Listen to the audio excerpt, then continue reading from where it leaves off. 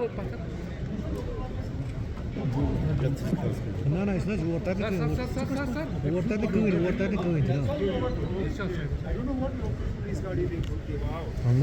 Sir यहाँ से हमें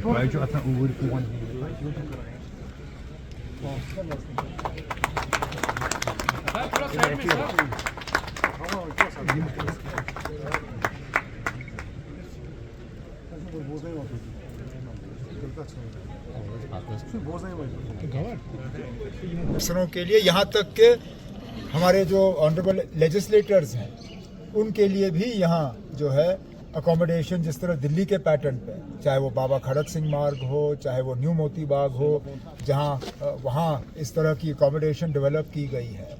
हम चाहते हैं कि इस इलाके में इसी तरह जो है एक अच्छा कॉलोनी जो है वो बने, और जो इलाके अभी इस्तेमाल हो रहे हैं उनको आगे जाके मोनेटाइज किया जा सकता है, चाहे वो जवाहर नगर हो, चाहे वो हमारा एग्जिस्टिंग MLA हॉस्टल हो। इन चीज़ों को फिर मोनेटाइज करके वो पैसा यहाँ पे इस्तेमाल किया जा सकता है। वो हुआ एम्प्लॉयज़ के लिए। अब आपने इसके साथ सिक्सर मार के ऐसा इशू जोड़ा जो इसके जिसका इस प्रोजेक्ट के साथ कोई ताल्लुक नहीं था। बेरोजगारी जम्मू कश्मीर का एक बहुत बड़ा मसला है, इससे कोई इनकार नहीं कर सकता। लेकिन मैंने बार बार कहा है कि बेरोजगारी का खात्मा सरकारी मुलाजमत में नहीं है। कोई ऐसा मुल्क नहीं है जिसने बेरोजगारी का हल सिर्फ सरकारी नौकरियों से किया है, और हमारे मुल्क में कोई ऐसी रियासत नहीं है जहां सरकारी मुलाजमत की बुनियाद पे बेरोजगारी को ख़त्म किया गया है। हम जितने नौजवान सरकारी मुलाजमत में एडजस्ट कर सकते हैं हम करेंगे, लेकिन हमारी मुकम्मल कोशिश है कि प्राइवेट सेक्टर को एक बढ़ावा मिले, प्राइवेट सेक्टर को हम मजबूत करें। इसमें हमारी हुकूमत के तरफ से जो एक स्कीम सेल्फ एम्प्लॉयमेंट और एंटरप्रेन्योरशिप के लिए मिशन युवा के नाम से ये लागू किया गया। फ़िलहाल अभी तक जहाँ तक मेरी जानकारी है लगभग 1000 करोड़ रुपए जो है वो सॉफ्ट लोन्स के तहत और ग्रांट्स के तहत नौजवानों को दिए गए हैं अपने यूनिट्स कायम करने के लिए। इसी तरह एग्रीकल्चर के लिए, हॉर्टिकल्चर के लिए HADP के तहत हमारी कोशिश है कि उनको भी एक बढ़ावा मिले। मौसम के वजह से नुकसान से बचने के लिए वेदर बेस्ड क्रॉप इंश्योरेंस जहां एग्रीकल्चर को मिलता था, हॉर्टिकल्चर को नहीं मिलता था, इस बजट में हमने हॉर्टिकल्चर को भी इसमें शामिल किया है ताकि खुदा ना खास्ता कहीं मौसम के वजह से नुकसान हो तो उनको उस नुकसान का जो है वो नुकसान उनको खुद बर्दाश्त करने की ज़रूरत ना पड़े।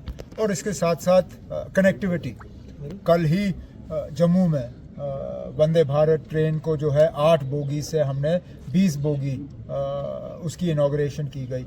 उसी फंक्शन में मैंने रेल मिनिस्टर साहब से गुजारिश की, हालांकि महकमा उनका नहीं है लेकिन उनका अच्छा खासा असर रसूख दिल्ली में चलता है, उनसे मैंने गुजारिश की कि वो हमारी मदद करें, यहाँ एक ड्राई पोर्ट बने ताकि जो सामान एक्सपोर्ट होना है, ये आइडिया मेरा नहीं है।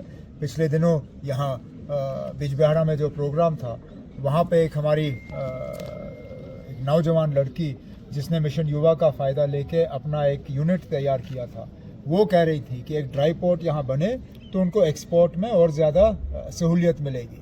तो हम ये मामला जो है मरकज़ी हुकूमत के साथ टेकअप कर रहे हैं ताकि अगर वो ड्राई पोर्ट हमें मिले तो ज़रूर उससे ट्रेड को फ़ायदा होगा। और आखिरी में टूरिज़म एक बहुत बड़ा ऐसा शोबा है जिससे कि हर एरिया में एम्प्लॉयमेंट जनरेट की जा सकती है, चाहे वो कम पढ़े लिखे हों, ज़्यादा पढ़े लिखे हों, पैसे वाले हों, कम पैसे वाले हों, कहीं ना कहीं उनको टूरिज़म के ज़रिए एक मौका मिल जाता है।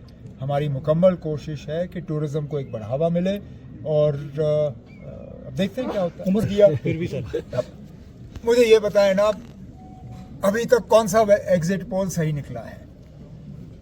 5 साल पहले भी जब वेस्ट बंगाल में इलेक्शन हुए थे, सारे एग्जिट पोल्स ने हुकूमत बीजेपी के हवाले की थी।